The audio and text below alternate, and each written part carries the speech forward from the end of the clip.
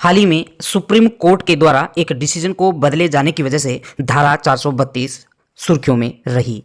अब आने वाली सभी परीक्षाओं में अनुच्छेद 72 के तहत राष्ट्रपति को किसी भी अपराधी के सजा को माफ करने का अधिकार, अनुच्छेद 161 के तहत राज्यपाल को किसी भी अपराधी को सजा को कम करने, लघुकरण करने का अधिकार के साथ साथ धारा 432 जो किसी भी स्टेट गवर्नमेंट को किसी भी अपराधी के सजा को माफ करने का अधिकार से संबंधित है, ये चर्चित रहेंगी। तो आगे आने वाला वर्ष 2024 में जो भी परीक्षाएं होंगी उसमें धारा 432 से संबंधित प्रश्न पूछे जाने की प्रबल संभावना रहेगी। अब यदि आप एक परीक्षक हैं, एक अच्छी तैयारी आप कर रहे हैं, तो आपको ज्ञान चक्षु आपके खोल के रखने होंगे हमेशा। अब ये धारा 432 क्या है उसके बारे में हम जानते हैं, जो परीक्षा की दृष्टि से महत्वपूर्ण है। देखिए, पहले तो अभी धारा 432 क्यों चर्चित रही है उसके बारे में मैं आपको बता देता हूं। धारा 432 इस वजह से चर्चित रही है क्योंकि अभी सुप्रीम कोर्ट ऑफ इंडिया ने 7 जनवरी 2023 को गुजरात सरकार के एक डिसीजन को अवैधानिक बताते हुए निरस्त कर दिया है और गुजरात सरकार के द्वारा 15 अगस्त 2022 को 11 अपराधियों को कैद मुक्त करने का जो नोटिफिकेशन जारी किया है उसको वापस रिवर्ट कर दिया है। अब मामला क्या है, गुजरात सरकार और सुप्रीम कोर्ट के बीच ऐसा क्या हो गया? तो देखिए, ये मामला जुड़ा है वर्ष 2002 में जो गुजरात में बिल्किस बानो सामूहिक दुष्कर्म केस हुआ था उससे संबंधित जड़ें वहां से हैं। वर्ष 2002 में गुजरात में एक महिला बिल्किस बानो के साथ 13 लोगों ने सामूहिक दुष्कर्म किया।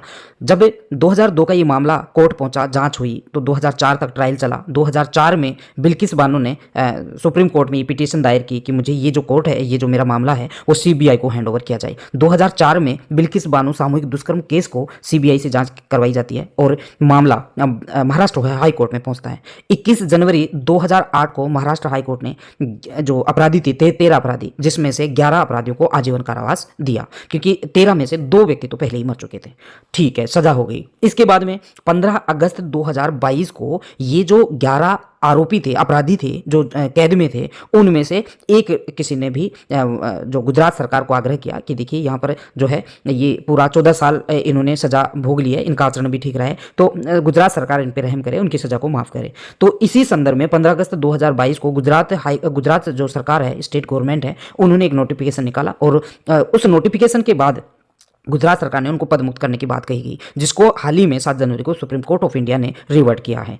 अब जब संविधान में सीआरपीसी की धारा 432 यदि स्टेट गवर्नमेंट को किसी भी अपराधी की सजा को लघुकरण, कम करने या माफ करने का अधिकार प्रदान करती है, तो फिर सुप्रीम कोर्ट ने ये क्यों उस मामले को बदला, उसकी गहराई में हमको जाना पड़ेगा। देखिए, जो धारा 432 है वो ये कहती है कि कोई भी स्टेट जो गवर्नमेंट है वो किसी भी अपराधी की सजा को माफ कर सकती है, बशर्ते अपराधी ने अपनी सजा का कम से कम 14 साल का जो है कैद या सजा भोग ली हो। दूसरी बात यह है कि जहां पर अंतिम रूप से जो जहां पर सजा दी है वही हाई कोर्ट, जिसने सजा दी है वही हाई कोर्ट उसकी सजा को माफ करने, वहां की जो गवर्नमेंट है वही उसको माफ कर सकती है। तो अभी देखिए, मामला बशर्ते जो है गुजरात का था जहां पर ये मामला दर्ज हुआ था, लेकिन जो अंतिम डिसीजन दिया था वो गुजरात हाई कोर्ट में दिया गया था, महाराष्ट्र हाई कोर्ट में दिया था। तो अभी सुप्रीम कोर्ट का कहना यह है कि इस मामले में यदि सजा माफ करे तो महाराष्ट्र सरकार करे, गुजरात सरकार को इसको जो है माफ करने का कोई अधिकार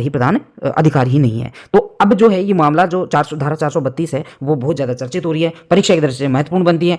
अब इस समय जो वर्ष 2024 की जो भी परीक्षाएं होंगी उस समय देखिए, अभी किसी भी अपराधी को सजा माफ करने से संबंधित 3 जो है अनुच्छेद हैं, 2 अनुच्छेद हैं। यदि कोई अनुच्छेद 72 के तहत भारत के राष्ट्रपति को ये अधिकार प्रदान किया गया है कि वो किसी भी अपराधी के सजा को माफ करने, लघुकरण करने का अधिकार उसको प्रदान करता है।